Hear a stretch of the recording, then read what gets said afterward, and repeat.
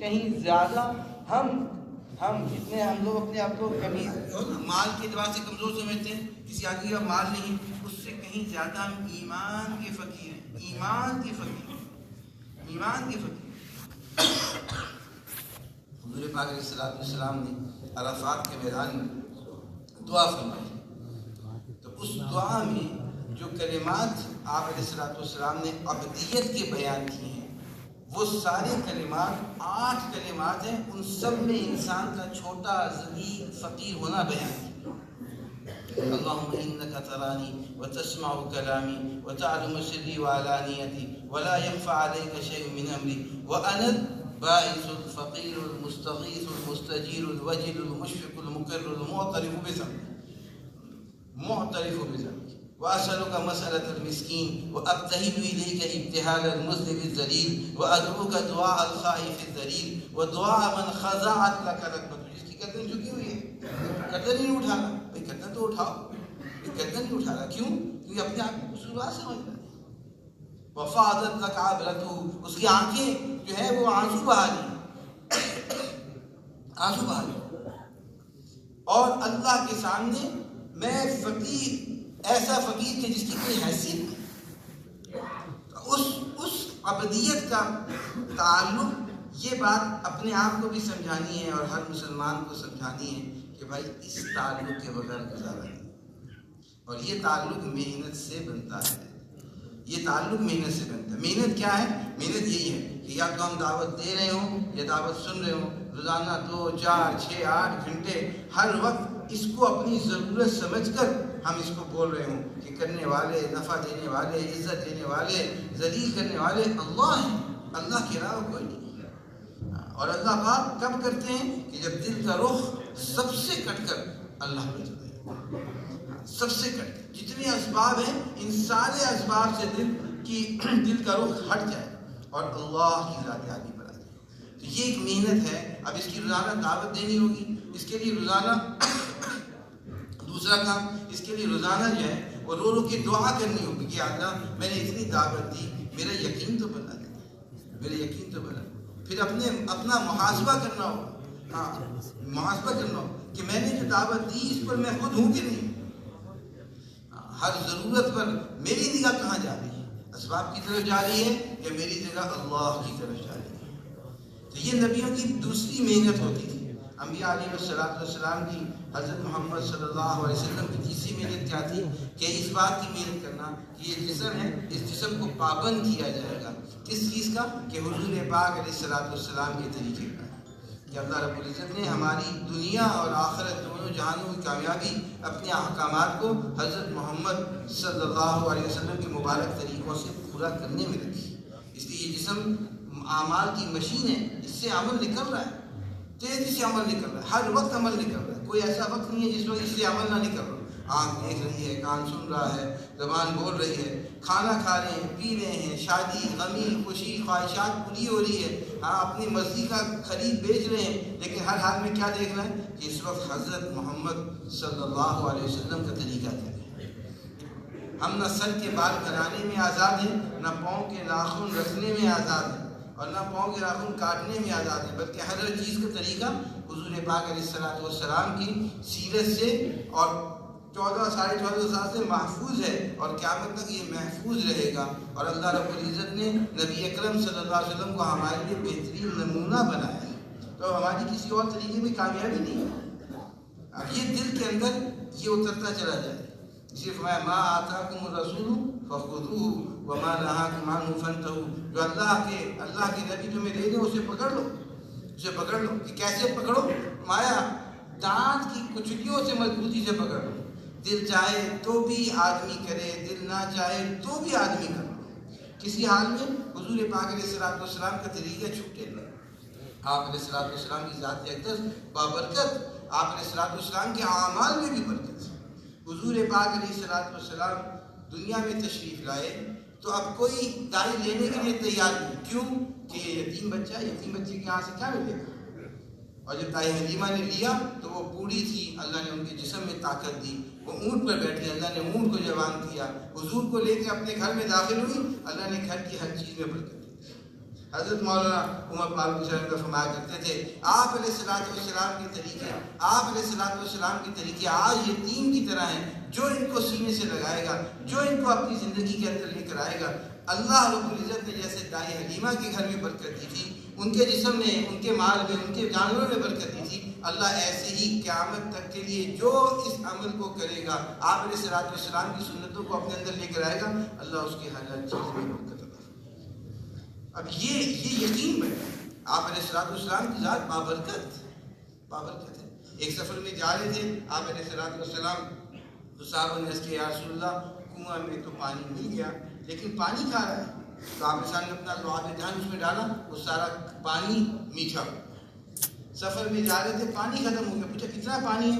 صحابہ نے پانی جمع کیا، آپ علیہ السلام کے پاس لے کر آئے، آپ علیہ السلام نے دیکھا ایک پیالے میں پانی، صحابی عرض کرتے ہیں آپ علیہ السلام نے یوں کر کے اپنا ہاتھ اس میں ڈالا اور پانچوں انگلیوں سے، یعنی انگوٹھے اور انگلی سے جو ہے میں نے دیکھا کہ پانی کے فوارے چھوٹ گئے، اور ہم نے پانی پیا، اپنے برتنوں کو بھرا، جانوروں کو پلایا، ان کے برتنوں کو بھرا، پانی ختم نہیں، پانی ختم نہیں۔ تو برکت آپ علیہ السلام کے ہر عمل میں برکت، جیسے آپ کی ذات میں برکت ایسی آپ کے ہر عمل میں برکت۔ تو 24 گھنٹے کی زندگی ایسی برکت والی گزارنی ہے، ایسی برکت والی گزارنی۔ ہم سب اس بات میں محتاج ہیں، زیادہ نہ ہو، برکت والا ہو، سکون اطمینان والا ہو۔ کہ وہ کیسے ملے گا؟ کہ وہ حضور اقدس صلی اللہ علیہ وسلم کی اطاعت پر ملے گا۔ اور میں لکھا ہے جتنا حضور پاک علیہ السلام سے عمل کرنے میں مجاہدہ ہوگا، اتنا دل نورانی ہوگا، اتنا دل نورانی ہوگا، اتنی حضور سے محبت بڑھتی چلی جائے گی، اور جتنی حضور سے محبت بڑھے گی اتنا آپ علیہ السلام کے طریقے پہ چلنا آسان ہے۔ سنت معلوم ہوگی لیکن سنت کہہ کے چھوڑ دیں، کیونکہ محبت نہیں ہوئی۔ اس لیے مجاہدے کے ساتھ آپ علیہ السلام کے طریقے پہ چلیں گے تو پھر انشاءاللہ آہستہ آہستہ محبت بڑھتی چلی جائے گی، اور جتنی محبت بڑھتی چلی جائے گی اتنی برکتیں آتی چلی جائیں گی، اتنا آپ علیہ السلام کے طریقے پہ چلنا آسان ہوتا چلا جائے گا، آسان ہوتا چلا۔ اس وقت ان المحب لمن يحب مطیع، کہ جب محبت ہو جاتی ہے تو پھر وہ اس کا فرما بردار ہوتا ہے۔ شیخ سعدی نے فرمایا خلاف پیغمبر کثیرہ گزید کے ہرگز و منزل نہ خواہد رسید، کہ پیغمبر کے حضور پاک علیہ السلام کے طریقے کے خلاف چلے گا تو منزل کو نہیں پہنچے گا، منزل کو نہیں پہنچے گا۔ اب اس کی محنت کرنی ہے، اس کی محنت کرنی ہے۔ آپ علیہ السلام کی ذات اقدس بابرکت، بابرکت۔ آپ علیہ السلام کے معجزات میں سے ایک معجزہ یہ لکھا ہے کہ ہم مہر بناتے ہیں، مہر، تو اب مہر بنائیے 2 کی 3 کی، اب 2 نمبر لکھنا ہے تو وہ الٹا لکھیں گے، پھر مہر لگائیں گے تو سیدھی آئے گی۔ لیکن آپ علیہ السلام کیا جو مہر تھی، جو آپ علیہ السلام خطوں میں لگایا کرتے تھے، اس میں لکھا تھا محمد الرسول اللہ، سب سے پہلے نیچے محمد، پھر اس کے بعد رسول، پھر اللہ۔ تو اب وہ سیدھی لکھی تھی، سیدھی پڑھی جاتی تھی، اور جب مہر لگاتے تھے تو پھر بھی سیدھی ہوتی تھی۔ تو ایسے ہی آپ علیہ السلام کے ہر طریقے میں برکت ہے۔ ہاں، اب ایسی محبت ہو جائے کہ حضور کا طریقہ چھوڑنا مشکل ہو جائے، ہاں، طریقہ چھوڑنے میں تکلیف ہو۔ صحابہ کو تو ایسی محبت ہو گئی تھی، ایسی محبت ہو گئی کہ پانی نیچے نہیں گر رہا ہے۔ حضرت عبداللہ ابن زید ابن عبد ربی رضی اللہ عنہ کو ایسی محبت ہو گئی، جب بیٹے نے آگے بتایا کہ ابا جان حضور پاک علیہ السلام دنیا سے پردہ فرما گئے، تو ہاتھ اٹھائے اور دعا کی کہ اے اللہ جن آنکھوں نے تیرے نبی کو دیکھا ہے، اب تیرے نبی نہیں ان آنکھوں کی بینائی لے لے، اسی کو نابینا ہو۔ ایسی محبت ہو، ایسی محبت۔ حضرت صدیق کو اتنا مارا، کافروں نے، مشرکین نے اتنا مارا کہ ناک اور چہرہ سب برابر ہو گیا، اتنا چھوٹ گیا، اور سب نے یہ یعنی اپنے ذہنوں میں سمجھ لیا تھا کہ یہ زندہ نہیں بچیں گے، زندہ نہیں بچیں گے۔ لیکن ابو صدیق رضی اللہ تعالیٰ عنہ کو جب ہوش آیا تو پہلی بات کیا کی کہ جب تک حضور پاک علیہ السلام کی زیارت نہیں کر لوں گا، آپ سے مل نہیں لوں گا، اس وقت تک کچھ نہ کھاؤں گا نہ پیوں گا۔ محبت ہو گئی تھی۔ تو ہمارے پاس تو اب محبت کے لیے کیا چیز ہے کہ ہم سنتوں کو مضبوطی سے پکڑیں، ہمارے سر کے بال ہوں، ہم خوش ہوں، ہمارے چہرے پر براوٹ ہو، ہم خوش ہوں، ہماری شادی میں سنتیں زندہ ہوں، ساری چیزوں سے ہم بچ جائیں، ہم خوش ہوں کہ اللہ کا شکر، اللہ کا شکر۔ ہماری تجارت، ہمارے معاملات میں یہ کیفیت بن جائے کہ ہم حضور پاک علیہ السلام کی سنتوں کو اس کیفیت کے ساتھ اپنے اندر لے رہے ہیں۔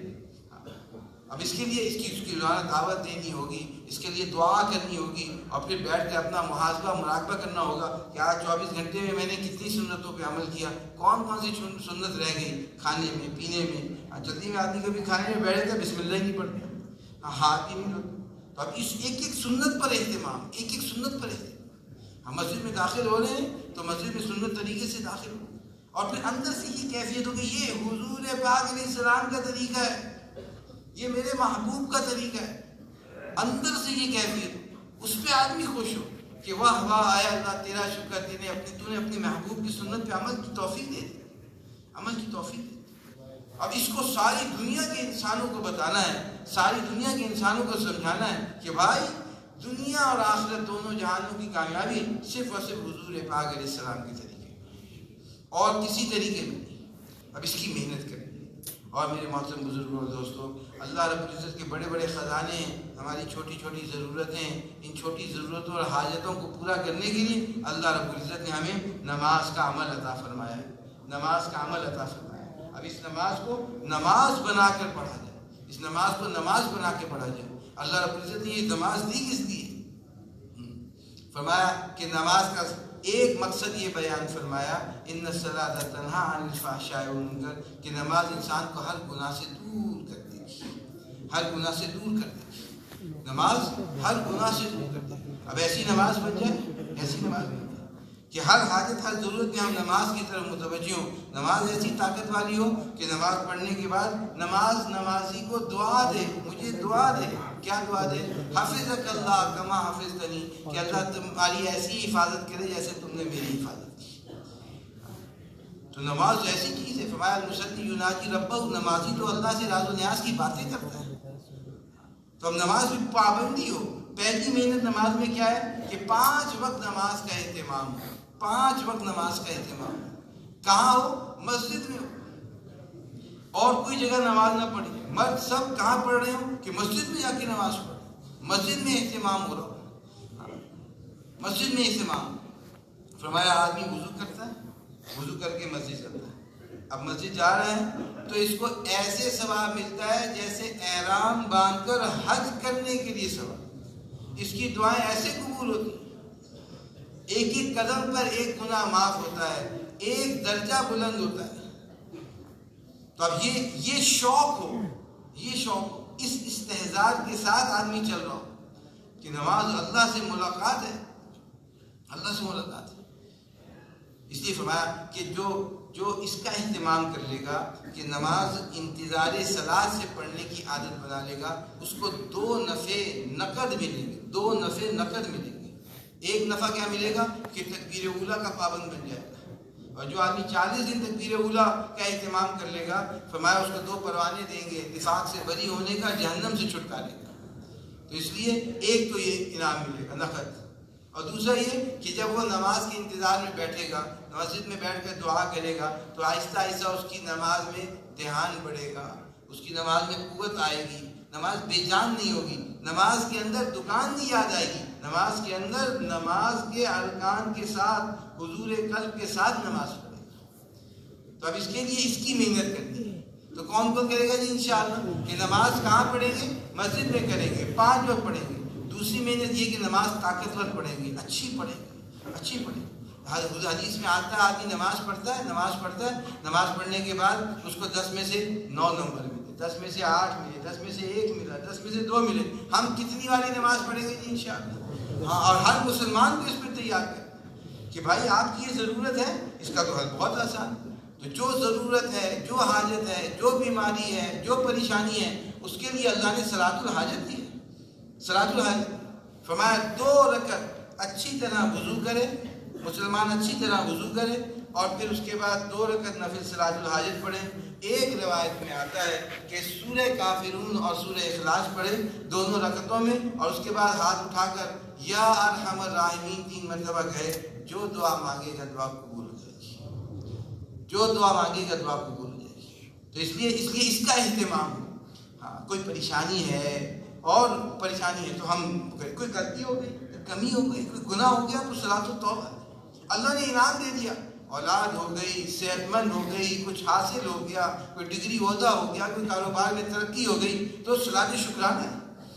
تو ہر آدمی کو اس پر لے کر آنا ہے. تو نماز طاقتور بنانی ہے، اللہ کی طرف لے کے چلنا ہے. ساری امت کے لیے روزانہ ہمارا معمول ہو ہم نفلیں پڑھیں اور امت کے لیے ہدایت کی دعا کریں. یا اللہ امت میں ہدایت کو عام کرتے. ہمارا سب سے بڑی حاجت یہ، ہماری سب سے بڑی ضرورت یہ کہ ہمارے اندر کا یہ جذبہ بنے کہ یا اللہ سارے عالم میں دین کیسے زندہ ہوگا.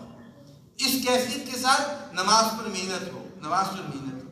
پھر اور محنت کیا کرنی ہے؟ اور محنت یہ کرنی ہے کہ اپنے ایک دن کسی کو بے نمازی نہیں چھوڑنا. ہماری دکان پہ 4 آدمی کام کرتے ہیں، ایک نہیں نماز پڑھتا. ہمارے دفتر میں 10 آدمی کام کرتے ہیں، ہمارے افسر صاحب نماز نہیں پڑھتے، ہمارا ملازم نماز نہیں پڑھتا. ہاں، ہر ایک کو نمازی بنانا ہے، ہر ایک کو نمازی. ہمیں بے چینی ہو، ہمیں بے چینی، نماز نہیں پڑھتا، کتنا بڑا نقصان ہے. فرمایا نماز تو اسلام اور کفر کے درمیان فرق کرنے والی چیز ہے. الصلاۃ عماد الدین، نماز تو دین کا ستون ہے. عمارت ستون کے بغیر نہیں، اسلام نماز کے بغیر، نماز کے بغیر. فرمایا ان الصلاۃ فی الدین کالراس فی الجسد، نماز کی دین میں ایسی حیثیت ہے جیسے انسان کے جسم میں سر. آنکھ کے بغیر انسان ہے، کان کے بغیر انسان ہے، زبان کے بغیر انسان ہے. دونوں ہاتھ اس کے کام نہیں کرتے، انسان ہے. دونوں ہاتھ نہیں کام کرتے، دونوں پاؤں نہیں کام کرتے، اس کو بھی انسان کہتے ہیں. لیکن کسی کا سر کاٹ کے علیحدہ رکھ دیں، اب اس کو انسان نہیں کہتے. اسی طرح جس کو نماز نہیں تو اسلام نہیں. تم نے فرمایا لا دین لمن لا صلاۃ لہ، اس کا کوئی دین نہیں جس کی نماز نہیں. کیا کیفیت تھی صحابہ کی کہ گھسٹتے ہوئے مسجد میں جا رہے. حضرت عمر رضی اللہ عنہ کو جو خنجر لگا تو گہرا زخم تھا، آنتیں کٹ گئیں، یہاں سے کھاتے تھے سب نکل آتا تھا. تو حضرت عمر رضی اللہ تعالیٰ عنہ کو جب عرض کیا کہ یار امیر المومنین نماز، صلاۃ، نماز کا وقت ہو گیا، تو آنکھیں کھولی اور فرمایا کہ وضو کراؤ. وضو کیا، نماز پڑھی اور فرمایا لا دین لمن لا صلاۃ لہ، اس کا کوئی دین نہیں جس کی نماز ہے، جس کی نماز ہے. تو ہمیں بے چینی ہو. ہمارے ساتھ کام کرنے والے، ہمارے پڑوس میں، ہمارے گھر میں، ہماری بلڈنگ میں، ہمارے دفتر میں کوئی آدمی بے نمازی نہ ہو، اس پہ ہمارا دل کوڑا ہو. اس کو بسکٹ کھلائیں گے، چائے پلائیں گے، اکرام کریں گے، اس کے ساتھ مناسبت پیدا کریں گے، یہاں تک کہ اس کے ساتھ اس رخ پہ چلیں گے کہ اس کو بے نمازی چھوڑنا نہیں ہے. ہمیں بے چینی، اس کے لیے دعا کریں گے. تو اسی طرح نماز کے فضائل سنائیں گے اور نماز کے نہ پڑھنے کی وعیدیں سنائیں گے. پیار سے، محبت سے، اکرام سے. غصہ نہیں کریں گے، غصہ نہیں کریں گے. ہاں، اس کی محنت کرنی ہے. اور اس کے ساتھ اس بات کی محنت کرنی ہے کہ 24 گھنٹے کی زندگی ہماری علم کی صفت کے ساتھ چلے، علم کی صفت کے ساتھ. اس وقت اللہ مجھ سے کیا چاہتے ہیں، اس وقت اللہ مجھ سے کیا چاہتے ہیں. ہمارے علم کا مقصد کیا ہے؟ اس تحقیق میں لگنا کہ اللہ اس وقت مجھ سے کیا چاہتے ہیں. کیونکہ 24 گھنٹے اللہ کے احکامات اتر رہے ہیں، اس حکم پہ اللہ کی منشا کیا ہے اس کو معلوم کرنا. فضائل سنیں گے تو فضائل سننے سے اعمال کا شوق پیدا ہوگا، اور جب اعمال کا شوق پیدا ہوگا تو اعمال صحیح رخ پر آئیں گے، وہ علم کے ساتھ آئیں گے، علم کے ساتھ. اس لیے ہر عمل کو سیکھ کر کرنا ہے. نماز کے مسائل بھی سیکھنے ہیں، حج اور روزے کے بھی مسائل سیکھنے ہیں. عمومی طور سے ہمارے یہ فضا اللہ کے فضل سے کچھ نہ کچھ بنی ہے کہ بھئی اب ہم عبادات کی لائن کی چیزیں سیکھتے ہیں. پھر 24 گھنٹے کی لائن کی چیز سیکھیں. گھر میں شادی ہے تو پھر اب کیسے شادی کرنی ہے، گھر میں فوتگی ہو گئی ہے، اب اس وقت کیا احکامات ہیں. گھر کے اندر اور کوئی مسئلہ ہے تو اس کو پوچھنا پڑے گا. اس پوچھنے پر ثواب بھی ہے اور اس کے مطابق عمل کرنے پہ وہ عمل مزین بنے گا، خوبصورت بنے گا، اللہ تعالیٰ کے یہاں مقبول بنے گا، اللہ تعالیٰ کے مقبول بنے گا. تجارت کر رہے ہیں تو کیسے کرنی ہے، اس کا حلال کیا ہے، حرام کیا ہے. جتنی ہماری کمائیاں پاکیزہ ہوں گی اتنا دل عبادت پر لگے گا. اس لیے حضرت عثمان رضی اللہ تعالیٰ عنہ نے ایک تھرمامیٹر دیا ایک جملے میں. فرمایا لو طہرت قلوبکم ما شبعت من تلاوت القرآن. تمہارے دل جو ہے اگر پاکیزہ ہو جائیں گے تو قرآن کی تلاوت سے سیر نہیں ہوگی. اس لیے بعض علماء فرماتے ہیں یہاں تو ایک تلاوت کا ذکر کیا، تمام عبادات سے سیر نہیں ہوگی. ہم نماز پڑھیں گے تو دل لگے گا، ذکر کریں گے تو دل لگے گا. تو کمائیاں پاکیزہ ہوں. اور میرے محترم بزرگوں اور دوستوں، اس بات کی کوشش کرنی ہے، اس کو سیکھنا ہے کہ اب میں ایک کام کر رہا ہوں تو اس کام کرتے وقت کیا حکم ہے. حضرت امام حنیفہ رحمۃ اللہ علیہ کے بارے میں ایک جگہ آتا ہے کہ امام صاحب رحمۃ اللہ علیہ حج کرنے کے تشریف لے گئے، تو رمی کے بعد آئے حجام کے پاس اور حلق کرانے کے لیے، تو اس سے پوچھا کہ کتنے پیسے دو گے؟ تو اس نے کہا کہ پیسے کی ضرورت نہیں ہے، یہ تو مناسک حج ہے، اور مناسک حج کا حکم یہ ہے کہ یہاں باؤ نہ کیا جائے، جو تمہاری خوشی ہو دے دینا، میں لے لوں گا۔ تو امام صاحب بڑے خوش ہوئے کہ اس کو تو مسئلہ معلوم ہے۔ تو پھر اس نے کہا اچھا بھی کرو، پھر سر موڑو۔ تو اس نے کہا قبلہ رخ ہو کے بیٹھو۔ قبلہ رخ ہو کے بیٹھ گئے، اس نے کہا تکبیر کہو، تکبیر کہی، تو پھر اس نے دائیں طرف کا کہا دکھاؤ، پھر دائیں طرف سے یہ امام صاحب کو سے سر مونڈا، جب سر مونڈ لیا تو اس نے کہا یہ بال اٹھاؤ، اس کو مٹی میں دبا دینا۔ امام صاحب بڑے خوش ہوئے، اس کو سارے مسائل کا استحضار ہے۔ تو پوچھا کہ نہیں اخذت هذا العلم، یہ کہاں سے سیکھا؟ تو اس نے کیا کہا؟ من مجلس عطاء ابن ابی رباح، عطاء ابن ابی رباح کی مجلس سے سیکھا رحمۃ اللہ علیہ، کہ ان کی مجلس سے۔ تو ہم اپنے 24 گھنٹے کے مسائل، ایک ایک چیز کیسے بیچنا ہے، کیسے خریدنا ہے، کیسے کرنا ہے، اس میں حلال کیا ہے، حرام کیا ہے، فیکٹری والوں کے لیے احکامات کیا ہیں، دکان اور پنساری والے کے لیے کیا ہے، ٹماٹر اور پیاز بیچنے والے کے لیے حکم کیا ہے، ہر آدمی اس تحقیق میں لگے تاکہ ہماری کمائیاں پاکیزہ ہوتی چلی جائیں۔ اس کا اثر ساری زندگی میں پڑے گا، نیک اولاد ہونے میں پڑے گا، اس کا اثر دل کے پاکیزہ ہونے میں پڑے گا، دل کے خیر کے آنے میں پڑے گا۔ اور اس کے ساتھ ساتھ اس بات کی محنت کرنی، اس کی کوشش کرنی ہے کہ بھئی اللہ کا دھیان نصیب ہو جائے۔ اللہ رب العزت دیکھ رہے ہیں، سن رہے ہیں، اللہ طاقت والے ہیں، قدرت والے ہیں، اللہ جو چاہتے ہیں اپنی قدرت سے کرتے ہیں۔ اب اللہ کا یہ دھیان نصیب ہو جائے، اس کے لیے اللہ کا ذکر ہے۔ قرآن مجید سب سے بڑا ذکر ہے، سب سے بڑا ذکر ہے، اس لیے روزانہ قرآن پاک کی تلاوت کا اہتمام۔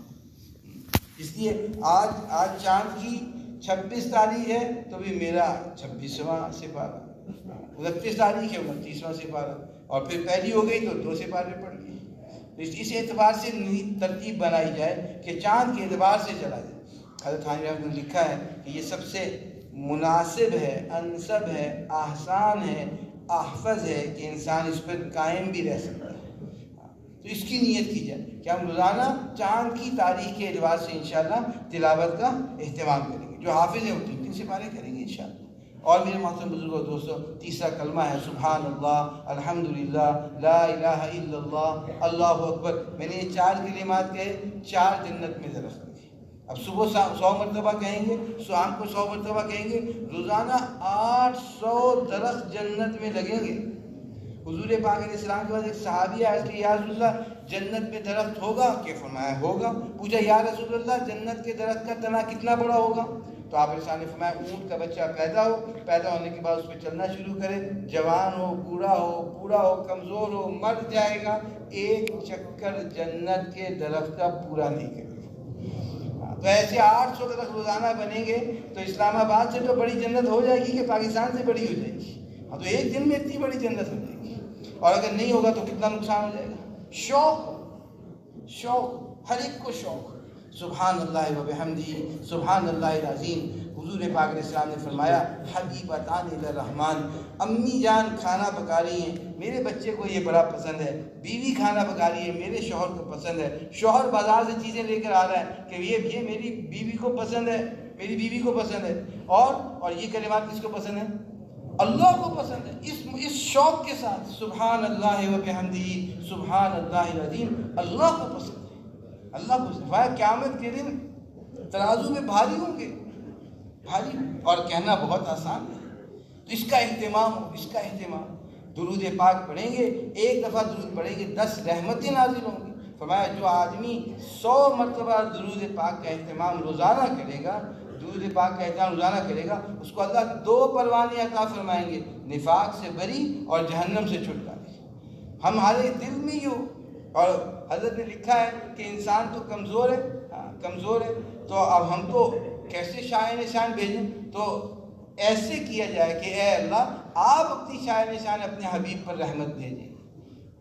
یہ دل کی کیفیت ہو، اس محبت کے ساتھ، عقیدت کے ساتھ آپ علیہ السلام کے احسانات کو یاد کر کے کہ کہاں حضور نے ہمارے لیے دعا نہیں کی، کہاں دعا نہیں کی، کہ ہر جگہ پر امت کے لیے دعا کی۔ کیا یعنی وہاں پہنچ گئے، اللہ رب العزت سے کلام کرنے معراج، تو وہاں پر بھی امت کو یاد کیا، امت کو یاد کیا کہ میری امت کا کیا ہوگا۔ تو اس لیے آپ علیہ الصلوۃ والسلام کے احسانات کو یاد کر کر کے آپ علیہ الصلوۃ والسلام کے لیے کہ پہلے درود پاک کا اہتمام ہو، اور پھر اس کے ساتھ ساتھ اپنے گناہوں کو یاد کر کے اللہ سے معافی مانگنے کا اہتمام ہو کہ اللہ تو ہمیں معاف فرما دے۔ فرمایا کلکم خطاؤن، تم سب کے سب گناہ گار ہو۔ بہترین گناہ گار کون ہے؟ جو اللہ سے معافی مانگتا ہے۔ خیر الخطائین التوابون، کہ جو اللہ سے معافی مانگتا ہے، اللہ کو معافی مانگنے والا پسند ہے، اور اللہ پاک فوراً معاف کر دیتے ہیں۔ فرمایا تمہارے گناہ ایک کے اوپر دوسرا تیسرا چوتھا رکھتے رکھتے آسمان تک پہنچ جائے، اتنے گناہ ہو جائے، اور پھر تم یہ کہو کہ اللہ مجھے معاف کر دے، میں تمہیں معاف کر دوں گا، مجھے کسی کی کوئی پتہ نہیں۔ تو اللہ سے معافی مانگیے، اللہ سے معافی مانگیے۔ لا الہ الا انت سبحانک انی کنت من الظالمین۔ اے اللہ میں تو بہت گناہ گار ہوں، میں تو بڑا کمزور ہوں، اپنے آپ کی کمزوری۔ اور پھر یہ جو استغفار ہے، پانچواں کلمہ جس کو کہتے ہیں، اس میں فرمایا انک علام الغیوب وستار العیوب وغفار الذنوب، یہ تین کلمات ہیں، تینوں مبالغے کے صیغے ہیں، اور تینوں ہی عجیب تعبیرات رکھتے ہیں۔ انک علام الغیوب، اے اللہ میں تو گناہ گار ہوں، تو غیب جانتا ہے، میں نے تو لوگوں سے چھپا کے کیا، تجھ سے تو نہیں چھپایا، تجھے تیرے تو علم ہے۔ انک علام الغیوب وستار العیوب، اور تو نے ہی پردہ رکھا ہوا ہے، تو نے ہی پردہ رکھا ہوا ہے، تو ہی گناہوں کو چھپانے والا ہے۔ اور پھر آخری بات غفار الذنوب، اللہ تو ہی گناہوں کو معاف کرنے والا ہے، میرے گناہ کو معاف کر۔ تو اب اللہ سے معافی مانگی جائے، اللہ سے معافی مانگی جائے، اس کا اہتمام ہو، صبح و شام موقع کی دعاؤں کا اہتمام ہو۔ یہ ساری چیزیں ذکر میں ہیں، جتنا زیادہ ذکر اہتمام کے ساتھ ہوگا اور اہتمام کے ساتھ ہوگا، بلا ناغہ ہوگا، اتنا دعوت پر اثر پڑے گا، اتنا دعوت پر اثر پڑے گا۔ اور جو دعوت میں کمزوری آتی ہے تو